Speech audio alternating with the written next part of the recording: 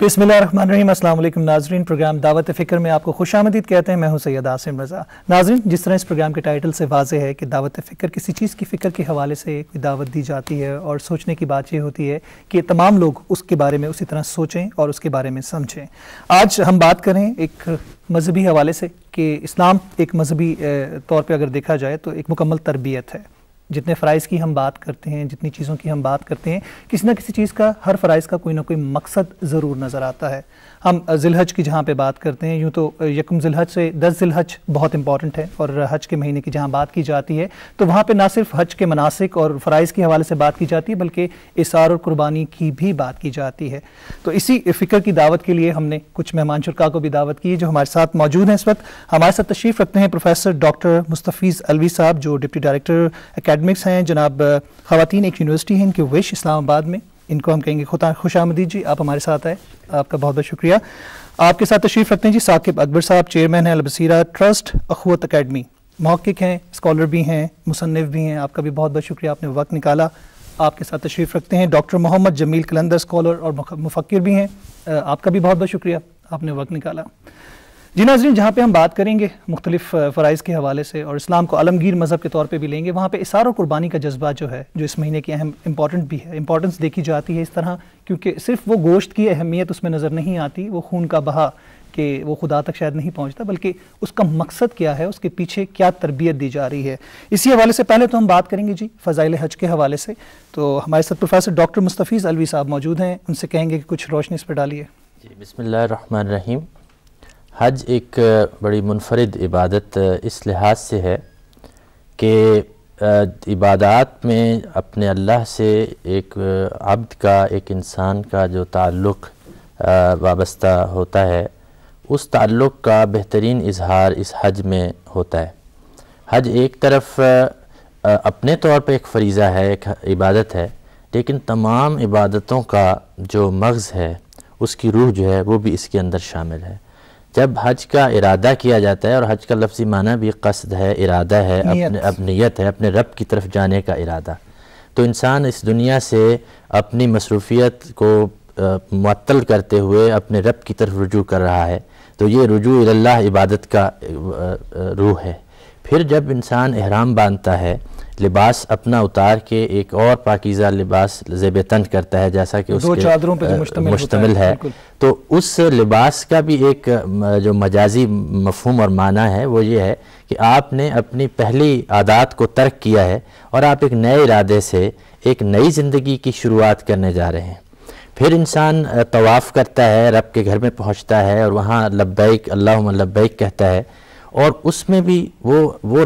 रफ्तगी है, वो जुनून है, वो रब की तरफ लौटने का वो लगाव है, तो वो एक इबादत की रूह एक फिर वहाँ पर भी नज़र आती है हमें। फिर इंसान का उस बकिया मनासिक को अदा करना, आप अगर मिना में क़याम को लें, आप वक़ूफ़ इरफ़ात को लें, आप उसके बाद तवाफ़ को लें, सई को लें, वो तमाम जो हैं इबादत के कोई न किसी पहलू को ज़ाहिर करते हैं। सही आपकी जद्दोजहद को, काविश को, कोशिश को, इज्तिहाद को, आपकी वो एक इस्तिआरा है। आप कंकरियाँ मारते हैं शैतान को, रमी जमरात करते हैं, तो गोया आप बुरी आदतों से नफ़रत का इजहार कर रहे हैं, और आप अपने नफ्स की ख्वाहिशें और शैतानी जो इंसान को वसवसे आते हैं उससे गोया दूरी का और बरात का एक आलाइश की पाकीज़ी भी कर रहे हैं। फिर उसके बाद वो कुर्बानी का मरहला आ जाता है, यौमुन नहर आ जाता है, जब आप अपने रब के लिए, अपने रब की रज़ा के लिए जहाँ आपने ख्वाहिशात को कुर्बान किया है, यहाँ दुनिया की बहुत सारी आपकी मरगूबात नफ्स जो थी उनको आपने कुर्बान किया है, तो अब आप कहते हैं कि अब मैं माली तौर पर अपनी जेब से उस चीज़ को भी कुर्बान करूँगा जो मुझे अजीज़ है, और मैं अपने रब की रज़ा के लिए ये खून बहाऊँगा, और उस रब के दिए हुए इख्तियार की बुनियाद पर मैं ज़िबा करते हुए जानवर को रब की राह में, तो वो फिर अपने जैसे गरीब, महरूम और उन तबकों तक जाऊँगा, तो मेरा इंसानियत से रिश्ता भी यूँ इस्तवार होगा। तो आप सल्लल्लाहु अलैहि वसल्लम का जो फरमान है कि हज मबरूर जो है, जो पूरे आदाब से किया जाए, जो पूरी शराइत के साथ किया जाए,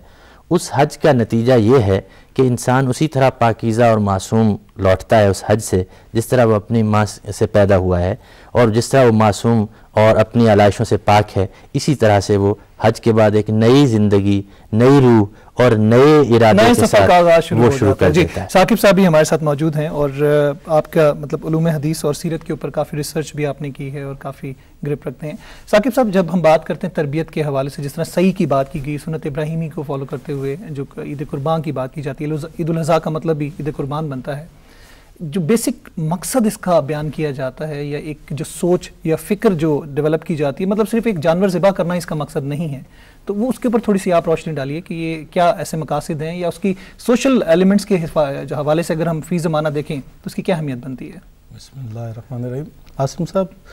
اصل میں آپ نے صحیح کہا کہ عید قربان، یہ اصل میں قربان اگر آپ لیں نا تو قربت اور خدا کی طرف قرب حاصل کرنا، ہاں، اس کے پیچھے وہی فلسفہ جو ہے نا۔ اچھا، عید کا معنی ہے خوشی، تو یا لوٹ کر آنا۔ اب یعنی قرب حاصل کرنے کے لیے ساری دنیا کو اور ہر چیز کو چھوڑ کے خدا کی طرف لوٹ کے جانا جو ہے نا، وہ عید قربان کے خود معنی میں پنہاں ہے اور چھپا ہوا ہے۔ تو اگر انسان ارادہ کر لے، آپ یہ دیکھیں نا کہ یہ جو قربانی ہے در حقیقت حضرت ابراہیم اور حضرت اسماعیل کے اس عظیم الشان واقعے کو یاد کرتے ہوئے جو ہے یہ ہم قربانی پیش کرتے ہیں کہ جس کے تحت انہوں نے اپنے بڑھاپے میں اللہ نے جو اولاد جیسی ان کو نعمت دی، اور تو اس وقت ان کا یعنی مادی لحاظ سے دیکھا جائے تو سب سے عظیم سرمایہ جو ہے وہ اسماعیل تھے۔ تو ان کو اللہ نے جو ہے وہ کہا کہ میرے راستے میں قربان کر دے، خواب انہوں نے دیکھا، پھر انہوں نے اپنے بیٹے کو سنایا۔ اچھا، بیٹے نے یہ نہیں کہا کہ آپ نے خواب دیکھا ہے، بیٹے کو پتا تھا کہ میرے باپ جو ہیں وہ ابراہیم اور اللہ کے نبی ہیں، اور اللہ کے نبی کے خواب کی جو حیثیت ہوتی ہے، انہوں نے کہا جو آپ کو امر ہوا ہے، جو حکم دیا ہے وہ بجا لائیں، مجھے آپ انشاءاللہ صابروں میں سے پائیں گے۔ اس میں صبر کی بھی تلقین جی، اس میں سمجھتا ہوں کہ اور یعنی نبوت کی آپ اطاعت آپ کہہ لیں، نبی کی اطاعت، خدا کی اطاعت، اور اپنا باپ کی جو ہے فرما برداری، ہر چیز اگر آپ اس میں دیکھیں تو اس میں آ جاتا ہے۔ ایک 4 مصرے میں نے، اگر آپ اجازت دیں تو اس میں کہیں کہ عید قربان آ گئی پیغام رحمانی کے ساتھ، یاد ابراہیم و اسماعیل لافانی کے ساتھ، وہ کبھی مرتا نہیں جو زیست کا سودا کرے، جذب ایمانی کے ساتھ، ایثار و قربانی کے ساتھ۔ تو ہم دیکھتے ہیں کہ ابراہیم اور اسماعیل لافانی ہو گئے، یعنی خاص طور پہ اگر آپ یہ دیکھیں دنیا میں کوئی اس وقت اہل کتاب میں سے نہیں ہے کہ جو ابراہیم کو اپنا پیشوا اور اپنا ہادی، اپنا راہبر جو ہے وہ ان کو تسلیم نہ کرے۔ توحید پرستی کا عظیم ترین مرکز جو ہے نا وہ ابراہیم کی ذات ہے، اور انہوں نے جو ہے وہ قائم کیا کہ میں ہر چیز اپنے پروردگار کی رضا کے لیے۔ اب میں آپ سے کہتا ہوں کہ اگر ہم یہ ایک روایت کے طور پر صرف کریں کہ جی فلاں نے کیا ہے، میرے ہمسائے نے کیا ہے، فلاں افسر نے کیا ہے، دکھاوے کے طور پر ہم نے کرنا ہے، تو ہم لوگ کہیں گے جناب انہوں نے نہیں قربانی کی، تو اس کا ذرا بھی جو ہے نا وہ اثر پروردگار کے حضور اس کی کوئی حیثیت نہیں ہے۔ یعنی وہ کہتے ہیں نا کہ وہ 3 وہاں پہ شیطانوں کی علامتیں ہیں کہ اس جگہ پہ شیطان ظاہر ہوا، دوسری جگہ، تیسری جگہ، وہ ہم رمی جمرات بھی ایک حصہ ہے حج کا، تو ہم اس کو پتھر مارتے ہیں جا کہ ابراہیم نے سارے شیطانوں کو ٹھکرا دیا جو روکنا چاہتے تھے، وسوسہ ڈالنا چاہتے تھے کہ نہیں بھئی آپ بیٹا جو ہے وہ آپ اس طرح سے خواب کی بنیاد پہ قربان کرنے کو جا رہے ہیں۔ تو میں کہتا ہوں یہ وسوسے ہیں۔ آج بھی اگر ہم کہیں کہ یار فلاں نے کیا تو میں بھی قربانی کروں، فلاں نے کیا تو میں، یہ قربانی اس قربانی سے اتصال رکھتی ہے۔ اور نبی پاک ایک روایت میں آیا صلی اللہ علیہ وسلم، آپ جتنا عرصہ مدینے میں رہے تقریباً 10 سال، تو ہر سال آپ نے قربانی کی ہے۔ ترمذی شریف کی روایت ہے اس میں، اور بھی روایات ہیں اس میں، بلکہ یہاں تک آپ کو مرغوب تھا کہ یہ قربانی کا سلسلہ جاری رہے کہ ایک دفعہ ایک صحابی کہتے ہیں کہ میں نے حضرت علی مرتضیٰ کو دیکھا کہ آپ جو ہے وہ 2 مینڈے لے کے آئے ہیں قربانی کرنے کے لیے، بڑے اچھے صحت مند۔ تو انہوں نے کہا کہ حضرت علی سے کہ یہ امیر المومنین یہ آپ 2 لے کے آ رہے ہیں جانور؟ تو انہوں نے کہا ہاں، مجھ سے رسول اللہ نے وصیت کی تھی کہ علی جب تم قربانی کیا کرو تو ایک میری طرف سے بھی جو ہے وہ یعنی اس قدر یہ قربانی ان سے جڑی ہوئی ہے، یعنی ان ہستیوں سے جڑی ہوئی ہے، محمد مصطفیٰ صلی اللہ علیہ وسلم سے لے کے ابراہیم تک. تو اگر اس میں وہ جذبہ نہ ہو، وہ توحید پرستی نہ ہو، پھر یہ کہ ہماری روایات میں آیا ہے کہ اس کے 3 حصے کیے جائیں، لوگ 3 حصے کرتے بھی ہیں، ایک اپنے گھر والوں کے لیے، ایک اقربا ہمسایوں اور ان کے لیے، اور ایک غریبوں کے لیے. یعنی اس قربانی کو عالمگیر بنا دیا ہے، ایک آدمی کی قربانی کو بھی. بلکہ ایک روایت میں دیکھ رہا تھا، سنن ابی داؤد اور ابن ماجہ وغیرہ میں آئی کہ نبی پاک جب قربانی کر رہے تھے تو دعا مانگ رہے تھے کہ یا اللہ یہ میری طرف سے ہے اور میری امت کی طرف سے ہے. تو میں کہتا ہوں امت بھی یاد رکھے پیغمبر اکرم کو کہ یا اللہ یہ ہماری طرف سے ہے اور پیغمبر آپ یہ دیکھیں کہ کس قدر وہ پیدا ہو جائے گا، ربط اسی مرکز عشق الہی سے ہمارا ربط پیدا ہو جائے گا. پھر ہمیں یاد بھی رہے گا کہ ہم نے غریبوں کو حصہ دیا. یہ نہ ہو کہ ہم ایسا حصہ نکال کے جو اچھا حصہ نہیں ہے گوشت کا، ہم ڈسکریمنیشن نہیں ہونی چاہیے. ایسا نہ ہو، دل کے ایک لگاؤ کی بات ہے. جہاں پہ لگاؤ کی بات آتی ہے، ڈاکٹر محمد جمیل قلندر صاحب ہمارے ساتھ بیٹھے ہیں، آپ اسکالر بھی ہیں، مفکر بھی ہیں، تصوف سے بھی آپ کا گہرا لگاؤ ہے. ایک جو لگاؤ کی بات یہاں پہ چل رہی ہے کہ جی ایک میسج ہے، ویسے بظاہر تو یہ ایک جیسے کہتے ہیں نا مذہبی رسم کے طور پہ بھی، فریضے کے طور پہ بھی ادا کی جاتی ہے، لیکن اس کے اندر جو میسج کی ہم بات کر رہے ہیں اگر اس کو فیل کیا جائے یا اس کو کنسنٹریٹ کیا جائے تو آپ کیا سمجھتے ہیں کہ اس کا مقصد آپ کو کیا نظر آتا ہے؟ اس کا بہت اچھا سوال کیا اور انتہائی بامعنی گفتگو ہو رہی ہے. اس کا جو مقصد ہے وہ تمام مذاہب میں بالعموم اور اسلام میں بالخصوص وہ دراصل ہر وہ چیز کی جو جسے انسان کو محبت ہو، لگاؤ ہو، وہ انسانی رفاع عامہ کے لیے، سود و بہبود کے لیے اور بنی نوع انسان کے لیے جو ہے وہ پیش کرے اور قربان بہبود کی بات ہے. اس میں ایک ویلفیئر کا پروگرام ہے. ایک دفعہ حضور صلی اللہ علیہ وسلم سے کسی صحابی نے 3 دفعہ پوچھا اور 3 دفعہ آپ نے یہی جواب دیا. وہ صحابی نے پوچھا حضور رسالت مآب سے کہ یا رسول اللہ ایو الاسلام خیر، کون سا اسلام بہتر ہے؟ 3 دفعہ پوچھا اور 3 دفعہ یہی جواب ملا کہ الاسلام و اطعام الطعام و افشاء السلام. اسلام جو ہے وہ کھانا کھلانا ہے اور امن و سلامتی پھیلانا ہے. علی من عرفت و علی من لم تعرف، ان لوگوں بھی جن کو آپ جانتے پہچانتے ہیں اور ان لوگوں بھی جن کو آپ نہیں جانتے اور پہچانتے ہیں. وَإِغَاثَةُ الْمَلْهُوفِ، اور دکھی بشریت اور انسانیت کی مدد کرنی ہے. وعیادۃ المریض، اور مریض کی عیادت کرنی ہے. اور پھر یہ تشییع الجنائز اور جنازے کو اسکارٹ کرنا ہے. بہت سارے وہ بتا دیے نکات. مقصد لب لباب یہ ہے کہ اس میں یہ ہے کہ جب آپ قربانی کرتے ہیں، جس طرح کہ انہوں نے فرمایا ثاقب صاحب نے اور میرے ساتھی نے بھی، کہ قربانی میں لفظ جو ہے دراصل you are nearing to the divine attribute. اللہ کی جو صفت ہے ربوبیت ہے. ربوبیت کی 2 ذیلی صفات ہیں، رحمانیت اور رحیمیت.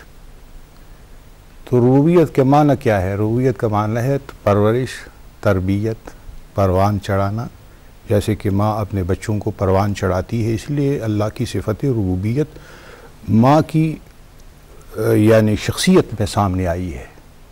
جس طرح آپ اس میں بیان کر رہے ہیں کہ جی ایک ویلفیئر اور سوشل ویلفیئر کی اس میں بات کی جا رہی ہے، تو وہ معنی کافی حد تک واضح ہو جاتے ہیں. تو آگے اس کو اگر ہم اس انداز میں دیکھیں کہ مذہبی فریضہ بھی ہے، اور کیا یہ ایک ریفریشر کورس ہے ہمارے لیے؟ ہاں، کیونکہ ایک سال میں یہ چونکہ آتا ہے، ویسے تو پورے سال میں انسان کو یہ اس پہ کاربند ہونا چاہیے کہ بنی نوع انسان کے لیے کچھ نہ کچھ کرتا رہے، دیتا رہے اور سوچتا رہے. پہلے تو یہ ہے کہ سوچ ہے فکر کی سطح پہ. دوسرا یہ ہے کہ انسان جو ہے پیش کرنا ہے اور کرنا ہے. اس کا پھر پورے سال میں اس کے بعد جو اس کا وہ کہتے ہیں کہ وہ کلائمیکس یا زینت کا جو نقطہ ہے اسی دن میں سامنے آتا ہے. اور اس میں یہ ہے کہ اجتماعیت کا پہلو بھی ہے اور انفرادیت بھی ہے. انفرادی اور اجتماعی لحاظ سے انسان اس کو تیار کرتا ہے یہ فکر اور یہ فلسفہ کہ آپ نے باہر صورت اپنے سے گزر کر اپنے محلے کے لیے، اپنے وہ محلے سے باہر جو ہے پورا ماحول ہے اس کے لیے، پھر ماحول سے گزر کر پورے شہر کے لیے، پھر پورے شہر سے گزر کر پورے ملک کے لیے، پھر پورے ملک سے بھی گزر کر پورے تمام بنی نوع انسان کے لیے آپ نے کچھ کرنا ہے اور سوچنا ہے۔ تو اس میں سب سے بڑا نقطہ یہ ہے، اور سب سے جب میں نے یہ حدیث جو ہے آپ کو سنائی کہ اسلام جو ہے ڈیفائن کرتا ہے اسلام کو، کہ اسلام جو ہے وہ دراصل کھانا کھلانا ہے، امن و سلامتی پھیلانا ہے، تو اس کی وجہ یہ ہے کہ اللہ کی خود رب العالمین ہے۔ عالم کس کو کہتے ہیں؟ عالم جو ہے وہ دراصل ذرے سے لے کے، سیل سے لے کے، یہ ذرات سے لے کے، اور پھر یہ جو پلینٹ ہے جس پہ ہم رہتے ہیں، اس سے لے کے پوری دنیا پر جہاں جہاں کوئی ہستی، کوئی وجود ہے، یا وہ ذرے کی شکل میں ہے یا عالم اکبر یعنی میکرو اور مائکرو، وہ عالمین اس کو کہتے ہیں۔ تو جب وہ رب العالمین ہے تو لہٰذا قربانی میں دراصل اس کی اس صفت کی جھلک پائی جاتی ہے، اور انسان کو حضور کی حدیث ہے کہ تخلقوا باخلاق اللہ تعالیٰ کے اخلاق اپنے اندر پیدا کرو، اور اللہ تعالیٰ کا سب سے پہلا جو وصف ہے یا اس کی صفت ہے وہ ربوبیت ہے۔ بالکل صحیح۔ اور جس طرح مطلب اگر ہم دیکھیں جتنے بھی فرائض ہیں وہ ہمیں فرائض تو اللہ تعالیٰ کے لیے، مطلب حقوق اللہ کی جب بات کی جاتی ہے تو دراصل وہ حقوق العباد سے منسلک ہوتے ہیں۔ جس طرح یہ جس طرح ایک فریضہ، مذہبی فریضہ بھی ہے اور ایک رسم بھی ہے، تو اس کو پوری دنیا کے مسلمان اس کو ادا کرتے ہیں اور اس سنت کو فالو کرتے ہیں۔ تو یہاں پر بھی ہمیں ایک حقوق العباد کا عنصر ضرور نظر آتا ہے کہ قربانی احسار کا جذبہ ہے، دوسروں کے بارے میں سوچنا ہے، غریب کی تکلیف کو اس کا احساس کرنا، چاہے حج کی بات کریں تو صحیح، اور جس طرح وہ سنت ابراہیمی کے حوالے سے بات کی جاتی ہے کہ ریگستان میں بچے کو چھوڑ کے چلے جانا، اور اس کے بعد صحیح کا جو ایک عمل ہے، تو ہم اس کو ایک حقوق العباد کے اینگل سے بھی دیکھیں تو یہ ہمیں ایک عالمگیر مذہب نظر آتا ہے، یہاں پہ بھی تربیت ہے۔ یہ عبادات کا اسلام کا جو نظام ہے نا جی، وہ سب دراصل تربیت ہے انسان کو اپنی تہذیب و معاشرت میں جانے کے لیے، ایک طرف اللہ سے ملے اور ایک طرف اس کی مخلوق کے ساتھ جڑے رہیں۔ یہ عبادات کے تمام جو روح ہے وہ اسی طرف کو جاتی ہے۔ حج کا اللہ کے کلام میں یہ کہا گیا ہے کہ یہ اللہ کے لیے ہے تمہارے اوپر، للہ علی الناس، اللہ کے لیے ہے، اللہ کا حق ہے۔ اور اللہ کے رسول صلی اللہ علیہ وسلم نے حدیث مبارکہ میں جب اس آیت کی تشریح فرمائی تو اس میں یہ کہا کہ یہ اللہ کا حق ہے تمہارے اوپر۔ مگر اس کی روح دیکھیں کہ عبادات کا سلسلہ جو ایک روزانہ پر مشتمل ہے ہمارا نمازوں کا، اس کے بعد ہمارا ایک ہفتہ وار جمعہ کی نماز کا، اجتماعیت کا وہ سارا پہلو ہے، پھر اس کے بعد ہمارا مہینے کا ایک نظام ہے، اور سال کے بعد پھر رمضان کے روزے ہوں یا حج کا آنا ہو، وہ ایک پورا آپس میں مربوط ہے، مسلسل تربیت ہے فرد کو، اس بات کی تربیت کہ تمہارا رویہ پورے معاشرے میں کیسا ہونا چاہیے، تمہارا سلوک دوسروں کے ساتھ کیسا ہونا چاہیے، اس میں قربانی، اس میں صبر ہے، اس میں ربط ہے، اس میں اللہ کے لیے ایک طرف وارفتگی ہے اور اللہ کی طرف تعلق ہے، اور دوسرا اس کی مخلوق کی ہر وقت فکر کرنا ہے۔ اس کے اوپر ربوبیت کی جیسے ڈاکٹر صاحب نے بات کی، اسی طرح رحمت کا، یہ دونوں معاملات ہیں کہ تم اپنے ساتھ والوں کے لیے رحمت رہو، اور اپنے اوپر جب مشکل آئے تو صبر کا دامن نہ چھوڑو، اور جب تمہارے ہمسائے کو، عزیز کو، رشتہ دار کو جب ضرورت ہے تمہاری، اس وقت تم لب کو پہنچو اور اس کی خدمت کے لیے ہر وقت ہمہ وقت تیار ہو۔ تو عبادت پوری جو ہے دراصل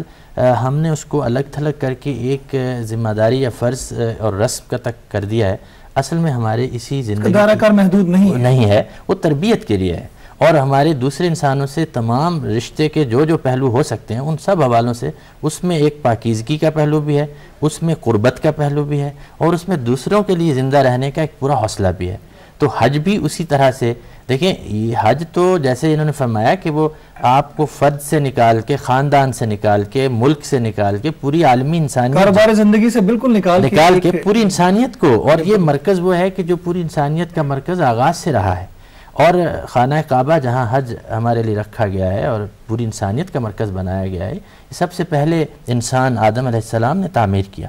اور اس کو مرکز اللہ نے قائم کیا، پھر قیادت اگر بدلی اور بنی اسرائیل کو ملی تو قبلہ اول جسے ہم کہتے ہیں وہاں وہ قبلہ قرار پایا، لیکن رسول کریم صلی اللہ علیہ وسلم کی تشریف آوری پر، آپ صلی اللہ علیہ وسلم کو نبی آخر الزماں بنانے پر جو تحویل قبلہ ہوئی، یعنی قبلہ کی تبدیلی ہوئی، تو گویا امت مسلمہ کے لیے پوری انسانیت سے ربط اور ان کی قیادت یہ ان کے حوالے ہو گئی.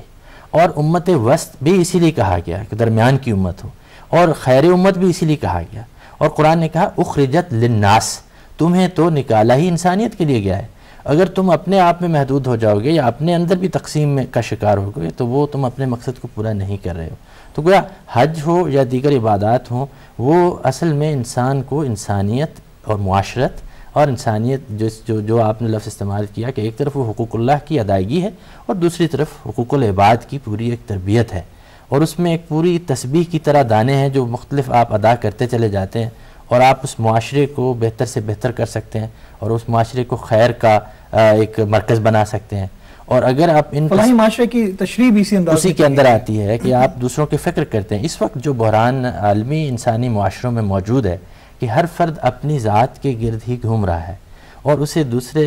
یعنی ایک آفاقی گاؤں میں ہم رہتے ہیں، مگر ایسا آفاقی گاؤں جس میں دوسرے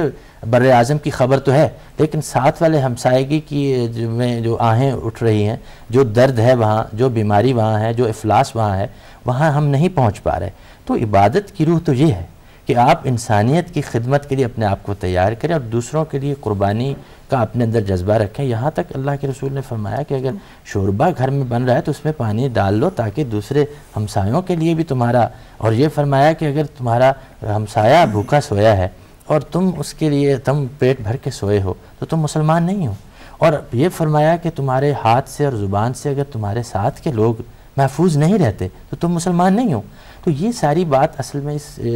چیز کی تربیت ہے کہ آپ کو انسانوں کا خیال رکھنا ہے، آپ کو حقوق اللہ ادا کرتے ہوئے دراصل وہ ربط اللہ سے پیدا کرنا ہے کہ آپ ایسے مقام پہ آ جائیں کہ دوسرے انسانیت کے ساتھ بھی آپ کو محبت کا رشتہ استوار ہو جائے. جی آپ نے بڑی خوبصورت بات کی، اور اسی حوالے سے یہ بھی کہا جاتا ہے کہ جی قیامت کے دن ناراضگی کا اظہار کیا جائے گا اللہ تعالیٰ کی طرف سے انسان سے، اور کہا جائے گا کہ جی میں بیمار تھا تو مجھے پوچھنا نہیں یہ حدیث مبارکہ ان کا آپ کیسے بیمار ہو سکتے ہیں، فلاں شخص اس جگہ دنیا میں بیمار تھا تو مجھے پوچھنے نہیں آیا. پھر کہا جائے گا میں بھوکا تھا تو نے مجھے کھانا نہیں کھلایا. پھر وہ انسان پوچھے گا کہ جی آپ کیسے بھوکے ہو سکتے ہیں، ان کا فلاں شخص پڑوس میں تمہارے بھوکا تھا اور تو نے مجھے کھانا نہیں کھلایا. تو غرض یہ کہ اسلام مکمل طور پر ایثار اور قربانی اور سوشل ایلیمنٹ کے لحاظ سے اگر دیکھا جائے، سوشل اینگل سے اگر دیکھیں تو حقوق العباد کو فوکس کرتا نظر آتا ہے. اسی میں ہم بات آگے چلاتے ہیں، اور مساوات کی جہاں پہ بات کی جاتی ہے اور اسلام میں بڑا اس کے بارے میں کہا بھی گیا ہے اور سختی سے اس کے بارے میں عمل کرنے پہ بھی کہا گیا ہے. تو جس طرح یہ قربانی کا گوشت 3 حصوں میں بانٹنے کی بات کی جاتی ہے تو وہ کیا مقصد ہے؟ کیا مساوات کا عمل سمجھانے کی بات ہے اس میں؟ میں سمجھتا ہوں کہ یہ تو چونکہ یا آپ کو اپنے گھر میں ضرورت ہے یا عزیزوں اور ہمسایوں کو ضرورت ہے یا ان لوگوں کو جو محروم ہیں جو آج قربانی نہیں کر سکے، یعنی ان کو بھی ملحوظ خاطر رکھا جائے. جو اقربا اور ہمسایوں سے محبت اور تعلق ہے اس کو بھی مضبوط کیا جائے، اور جو محروم ہیں ان کے ساتھ بھی اپنا رشتہ ناتا جو ہے وہ جوڑا جائے. میں آپ سے عرض کروں کہ علامہ اقبال نے بھی حج کے فلسفے کو بیان کرتے ہوئے یا حرم کی مرکزیت کو بیان کرتے ہوئے یہ بات کہی ہے کہ غبار آلودہ رنگ و نسب ہیں بال و پر تیرے، تو اے مرغ حرم اڑنے سے پہلے پر فشاں ہو جائے، کہ یہ پہلے اپنے پر جھاڑ لے. اس لیے کہ وہاں جانا ہے تو پھر نہ رنگ کی بنیاد پر انسان کی وہاں تقسیم ہے، نہ زبان کی بنیاد پہ وہاں تقسیم ہے، نہ نسب کی بنیاد پہ وہاں تقسیم ہے، ایون نہ لباس کی بنیاد پر وہاں تقسیم ہے. ایک لباس پہننا ہے اور کوئی ڈسکریمنیشن، کوئی کسی قسم کا فرق نہیں ہے، اور ایک مرکز ہے جس کے گرد سب نے، بادشاہ ہو یا وزیر ہو یا فقیر ہو، اس وقت ثابت ہوتا ہے کہ یعنی انتم الفقراء الی اللہ، تم تو سارے کے سارے اللہ کی طرف جو ہے وہ فقیر ہو. اور انسان کی مساوات کا سمبولکلی، علامتی طور پر سب سے بڑا مظہر جو ہے وہ حج بن جاتا ہے. اسی حج کو جو ہے وہ ہماری قربانی تک، ہمارے باقی اعمال تک جو ہے اس کو آنا چاہیے. بلکہ ایک عارف باللہ کا قول یہ ہے کہ خانہ کعبہ کے گرد طواف کا مطلب یہ ہے کہ کسی اور کے گرد طواف نہ کیا جائے. یعنی سارے کے سارے مل کر، بلکہ میں سمجھتا ہوں کہ یہ جو علامہ اقبال نے ایک اور جگہ بھی کہا ہے کہ یہ جو اقوام و اوطان میں انسانیت کو تقسیم کر دیا گیا ہے، اس کی بجائے یعنی انسان کو اس کی جمعیت آدم میں، یعنی مجلس اقوام میں یا جمعیت اقوام میں ہے ڈاکٹر صاحب انہوں نے فرمایا، تو اس میں تقسیم کی بجائے آپ اس کو جمعیت آدم تشکیل دیں اور اس کا کعبہ جو ہے اس کو مرکز بنائیں، وہاں جا کے سارے کے سارے آدم و حوا کی اولاد بن جاتے ہیں اور سارے کے سارے ایک مرکز کے تحت. اس وقت پھر یہ کہ اندازہ ہوتا ہے کہ جب سب کا خدا ایک ہے، سب کا مالک وہ ہے، تو ہم تو سارے برابر کے بندے ہیں، تو بندوں کے ساتھ انسانوں کا رشتہ جو ہے وہ مضبوط ہو جاتا ہے. میں آپ کی توجہ دلاتا ہوں، آپ نے صحیح بڑی خوبصورت جیسے حدیث آپ نے پیش کی ہے، یہ در حقیقت نبی پاک کی حدیث تو قرآن حکیم کی تعلیمات کو مختلف انداز سے انسانوں تک پہنچانے کا نام ہے. قرآن حکیم یہ کہتا ہے کہ اگر انسان قسم توڑ دے، تو اگر وہ چاہتا ہے کہ قسم تو اس نے خدا کی نام کی توڑی ہے، اگر وہ چاہتا ہے کہ خدا کو راضی کرے تو اس کا حل بتایا کہ مسکینوں کو کھانا کھلائے. اچھا روزہ اگر وہ تو یعنی گناہ آپ نے خدا کا کیا ہے، نافرمانی خدا، اب خدا آپ سے ناراض ہے. اب اگر آپ چاہتے ہیں کہ خدا کو راضی کریں تو کھلاؤ اللہ کے بندوں کو کھانا، اگر نہیں کھلا سکتے ہو تو بھوکے رہو تاکہ تمہیں بھوکوں کا احساس جو ہے وہ پیدا ہو جائے. ثاقب صاحب ہم بات کو آگے چلاتے ہیں، اور جمیل صاحب بیٹھے ہوئے، ہم بات کر رہے تھے کہ جی ایک نیت کی جہاں پہ بات آتی ہے کسی بھی عمل کے لیے، کسی بھی کام کے لیے، جب ہم نیت کرتے ہیں، اور نیت مطلب بہت امپورٹنٹ ہے، جس طرح کہا جاتا ہے کہ جی انما الاعمال بالنیات، کہ اعمال کا دار و مدار نیتوں پر ہے. حج، قربانی، فرائض تمام لوگ ادا کرتے نظر آتے ہیں، لیکن ہمارے بعض اوقات اعمال اس طرح نظر نہیں آ رہے ہوتے. ہم اپنے قول و فعل میں تضاد، مطلب ہمارے نام کے ساتھ حاجی ضرور لکھا ہوتا ہے، معذرت کے ساتھ جی فی زمانہ جو ایک سلسلہ چل رہا ہے، لیکن اتنا ہی مطلب بے ایمانی اور بہت ساری چیزیں اس کاروبار میں شامل ہوتی ہیں جن کے نام کے ساتھ یہ منسلک ہوتا ہے، وہ یہی کام کر رہے ہوتے ہیں. تو یہ چیزوں میں فرق کیوں ہے؟ مطلب کیا ایسی چیز ہے جو کہ لیکنگ ہے، یعنی کہ جس کی کمی ہے، جس کی وجہ سے وہ صحیح میسج مطلب کنسیو نہیں کر پا رہے یا اس پہ عمل نہیں کر پا رہے؟ بہت اچھا سوال ہے. اس کا مختصراً جواب تو یہ ہے کہ یہ جو فرق ہے اس وجہ سے ہے کہ انسان جو ہے وہ ایک موروثی فکر تو اپناتا ہے اپنے والدین سے، لیکن شعوری طور پہ وہ سمجھتا نہیں ہے کہ جو کچھ میں کر رہا ہوں اس کے پیچھے فلسفہ کیا ہے. جب تک انسان کسی جس کو ہم ریچول کہتے ہیں یا روایت کہتے ہیں یا منسک یا مناسک جس کی جمع ہے، اس کے پیچھے جو فلسفہ اور فکر کو نہ سمجھیں، اس کے بعد پھر یہ تضاد منطقی اور فطری نتیجہ ہے کہ ہمارے فکر اور عمل میں تضاد آئے گا. اور اس کی وجہ یہ ہے کہ ہم ایک تو کہ ہم لینگویج کو نہیں سمجھتے. مثلا ہم عید الاضحیٰ ہے، قربانی کی عید، تو اضحیٰ سے مراد کیا ہے؟ اب قربان ہے، قربان سے مراد کیا ہے؟ قربان سے مراد یہ قربانی نہیں جس کو ہم سب قربان سے مراد ہے قربت. بالکل. اب جب تک کہ اس کو ہم مثلا قرآن کریم کہتا ہے کہ لن تنالوا البر حتی تنفقوا مما تحبون، تم اس وقت کشاد کی راہ کو نہیں پا سکتے، وسعتوں کو نہیں چھو سکتے جب تک کہ تم اس چیز کو راہ بشریت اور انسانیت میں قربان نہ کر دو جس کو تم زیادہ پسند. بالکل. اب فی سبیل اللہ کو ہم نے سمجھا ہے کہ یہ شاید یہ ایک تجریدی چیز ہے، ایک ایبسٹریکٹ وہ ہے اللہ کو خوش کرنے. حالانکہ فی سبیل اللہ سے مراد یہ ہے کہ بشریت کے فائدے کے لیے، جیسے کہ ابھی آپ نے کہا کہ جو حدیث قدسی میں ہے کہ میں بھوکا تھا، آپ نے مجھے کھانا نہیں کھلایا، میں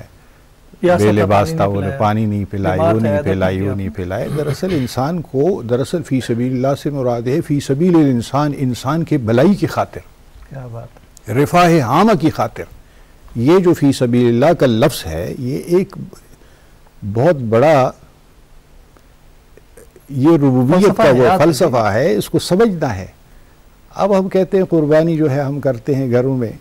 بس وہ فی سبیل اللہ ہے، چاہے پڑوسی بھوکا رہے، ننگا رہے، پیاسا رہے، یا آس پاس جو بھی جو ہے لوگ محروم رہیں. فی سبیل اللہ سے مراد یہ ہے کہ جس طرح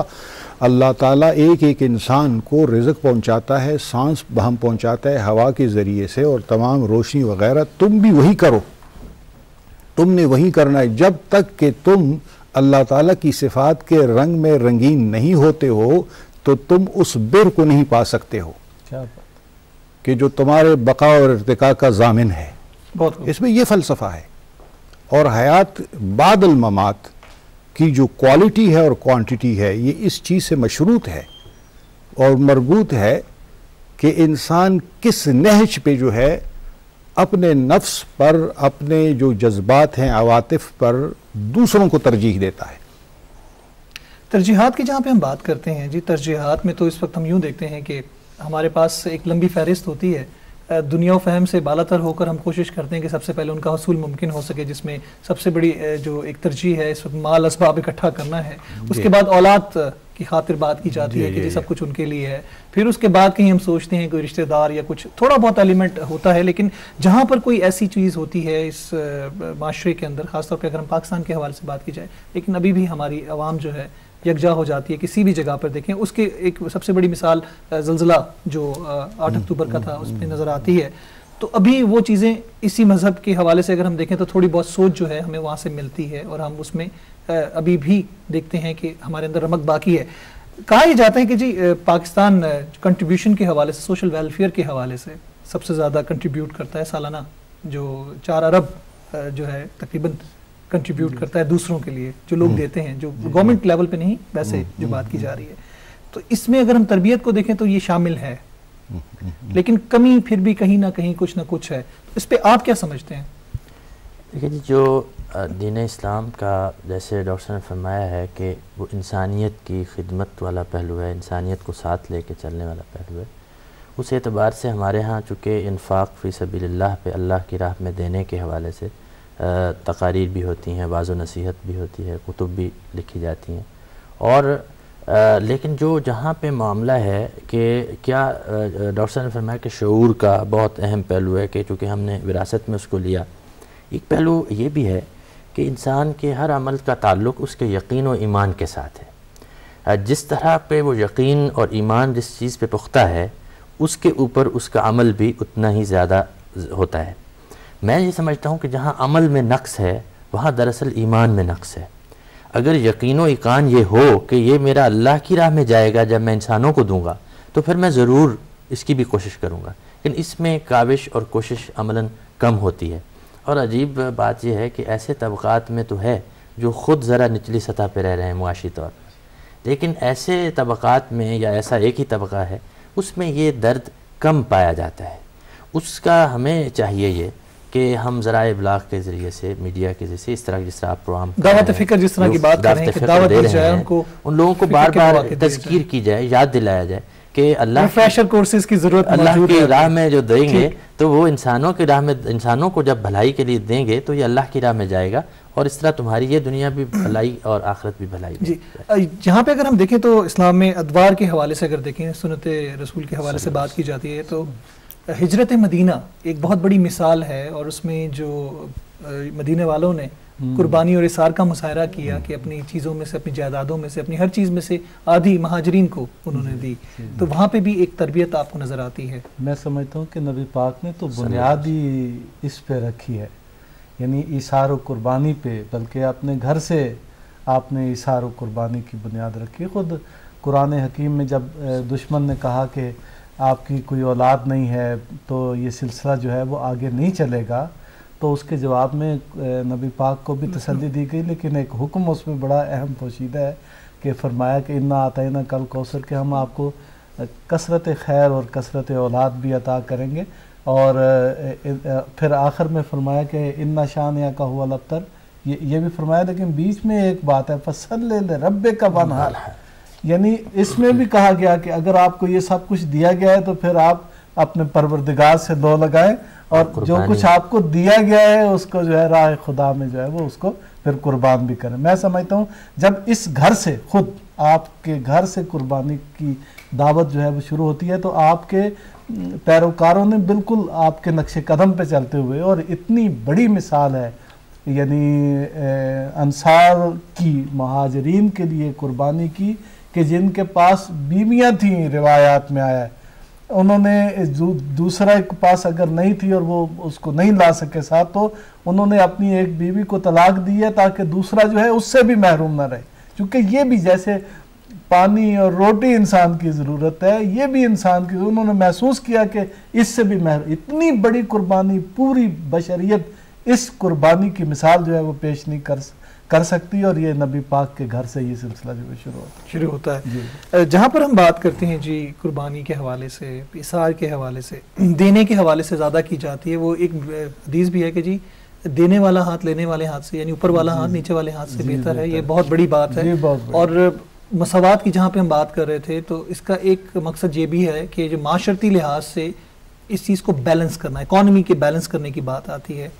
غربت کے خاتمے کی بات آتی ہے، زکوٰۃ کی ہم بات کرتے ہیں، عشر کی بات کرتے ہیں، تو اس ایلیمنٹ کو بھی دیکھیں تو وہاں پر بھی کوئی ایک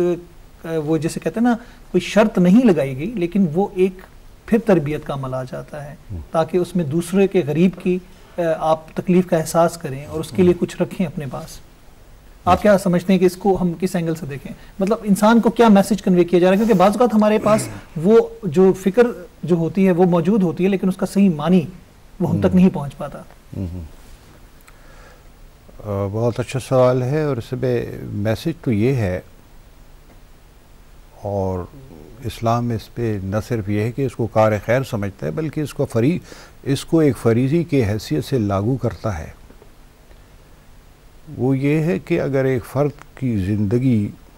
میں آپ کنٹریبیوٹ کرتے ہیں تو اس کا مطلب ہے کہ پوری بشریت کو آپ کچھ دے رہے ہیں۔ ایک فرد کو زندگی کے آسائشوں سے محروم کرنا ایسا ہے کہ پوری بشریت کو، یہ ایک آیت ہے جو قرآن کریم میں ہے، اس کا جو کنوٹیشن ہے، ایک لفظ کی 3 چیزیں ہوتی ہیں، انٹونیشن، کنوٹیشن، ڈینوٹیشن۔ اس کا مطلب یہ نہیں ہے کہ ایک شخص کو آپ زندہ کر دیں، نہیں، زندگی کی جو شروط ہیں، جو کنڈیشن ہے کسی شخص کو یا فرد کو یا جماعت کو جب آپ دیتے تو اس کا مطلب ہے پوری بشریت، کیونکہ ایک فرد کی ذات جو ہے پوری بشریت سے مربوط ہے، انٹرلنک ہے۔ وہ اس طرح ہے کہ جس طرح سعدی کہتے کہ بنی اعظم اعضائے یکدیگرند کہ در آفرینش یک جوہرند، کہ یہ جو بنی آدم ہے ایک دوسرے کے اعضاء ہیں، کیونکہ ابتدائی سوشل اینیمل اور آفرینش میں ایک جوہر سے ان کا تعلق ہے۔ لہٰذا اگر آپ جو ہے مغرب اور مشرق میں کسی بھی انسان کی خدمت کرتے ہیں، it rebounds and recoils on you in terms of some development and growth for your personality۔ اس کو زکوٰۃ کہتے ہیں، اواتو الزکاۃ، یہ بوٹینیکل کانسیپٹ ہے۔ اس سے مراد یہ ہے، وہ بھی ہے کہ جس کو عام مروج مفہوم، لیکن اس کا جو